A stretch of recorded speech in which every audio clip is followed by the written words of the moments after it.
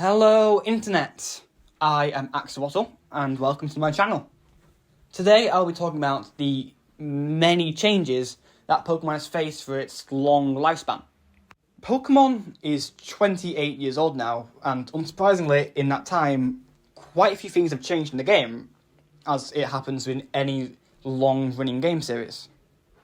Also, unfortunately, a lot of people dislike these changes. They don't like the newer Pokemon games, and they don't like the things that came with them.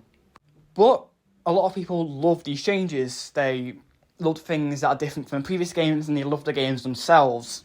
So, today, I'm going to dive into a few of the changes between different Pokemon games, and whether they were for the better or for the worse. So, one of these changes is the fact that the newer Pokemon games seem to be far more story-focused than the older ones.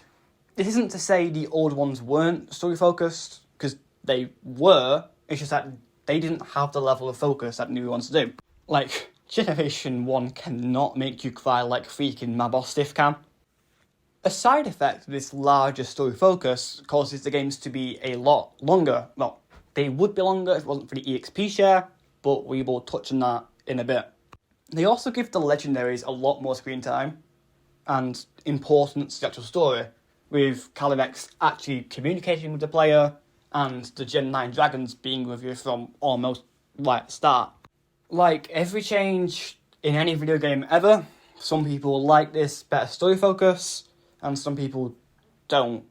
Personally, I like it because I believe it gives the characters and the legendaries way more depth than it used to.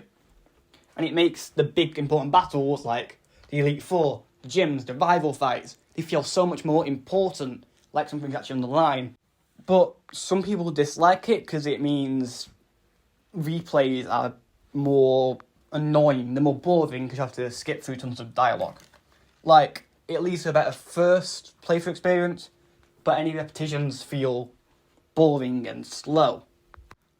But I don't think games should be made based on the replayability. Like, sure, it's important, but isn't your first time playing it, that's what's the most important. That's depends on how much one loves the game. Like, if you've got a game that's very replayable, great, but shouldn't the focus be on the main game first?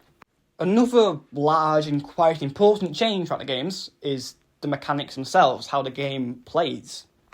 Like any long-running game series, Pokemon's had its fair share of mechanics being added and removed, often the result of large game imbalance. Yay!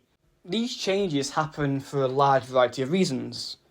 Maybe different quality of life, like the removal of HMs, Pokemon boxes being openable anywhere, or, the EXP share. But again, we will talk about that later. On the other hand of Pokemon mechanics being added, you've got your gimmicks, Mega Evolution and its many copies. Not that. The other gimmicks, Dynamax, Z-Moves, Fossilization, Gigantamax, Strong Style, Agile Style aren't good, but how are we going to live up to Mega Evolution? Mega Evolution is awesome. I believe the gimmicks are there to make the games feel fresh, newer. They have a new draw for each generation of games, which is why they only appear once, because any more of that would be repetition, it would just be a permanent imbalance to the game. These are the kind of things that ruin the meta, like they're completely overpowered, but they're meant to be a trump card you pull out once per game, and they're different because it changes strategies based around the different gimmick. The addition of gimmicks may have been in response to the criticism that Pokemon games are all the same game but with a different coat of paint. I disagree with this sentiment because most long-running game series have similar gameplay loops, it just makes it part of the same game series. But if this did lead to us getting Mega Evolution, I am fine with it because, I love Mega Evolution. And then you've got your more permanent additions to the game, things like abilities, the weather, and shiny Pokemon. These just give the game more depth to make it feel more alive, and they stick around for most games, not counting inclusions like the Let's Go games or Legends Arceus. And then you've got your more basic additions like your new Pokemon, new Pokeballs, and new characters. The things that come in every new installment of Pokemon games. If it wasn't for these, they wouldn't be new games. Not counting the remakes, of course. And although the addition of these most basic elements of the game is very rarely complained about, the actual additions themselves are. A lot of people dislike new Pokémon or new characters, either calling them unoriginal, uncreative, all that jazz, despite the fact that all these apparent flaws have existed since Generation 1 of Pokémon. We have always had Pokémon that are just objects with sentience, or just animals, or are very humanoid. But as I said, the addition of Pokémon is very rarely complained about in general, only ever really brought up in arguments about Dexit. Another thing that has changed is that Pokémon games no longer follow the exact same formula like the previous games used to do. It's no longer just a gym badges, fight evil team, then fight the Elite Four, because the games are now taking stuff in new directions, reimagining the old formula. Like how in Gen 7 they got rid of all of the gym leaders and all of the gyms, replaced them with the Kahunas and the Grand Trials and the normal trials. Or how Generation 8 swapped out the Elite Four for the anime-style Pokémon League. Or how Gen 9 had 3 different storylines that all merged into one final, with the Elite Four and becoming champion not even being the end of the game anymore. And then of course you've got the weirder semi-mainline games like Legends Arceus, which is just a completely different formula because it's way before any of the standard Pokemon stuff gets established. And I think this is amazing because it makes the Pokemon games feel more diverse, like many of these changes have. It makes everything feel more alive, like each region is actually a different place, not just a copy and paste of Kanto, you know?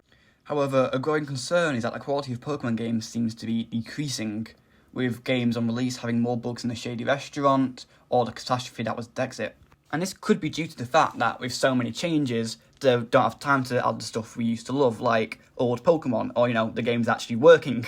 But I think the more likely cause for this is just the fact that the games have very little time to be made because they have to coincide with the merch releases and the anime and the TCG. There's just not enough time for them to make everything they need to make. Or it could simply be due to the fact that Game Freak is just not that big considering the size of the games you have to make.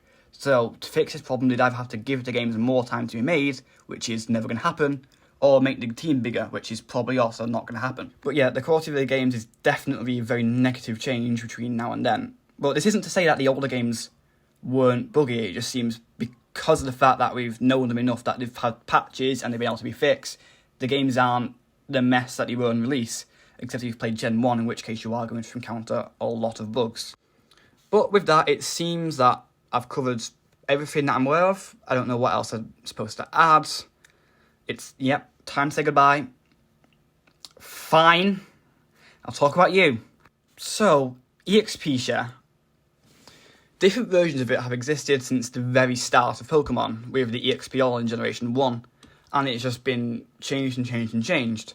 But it was only properly added as something you just get as part of the story, as a key item in Generation 6, with it being an item you can toggle on and off. In fact, you got it so early, you got it after beating the first gym, which in Gen 6 is really early.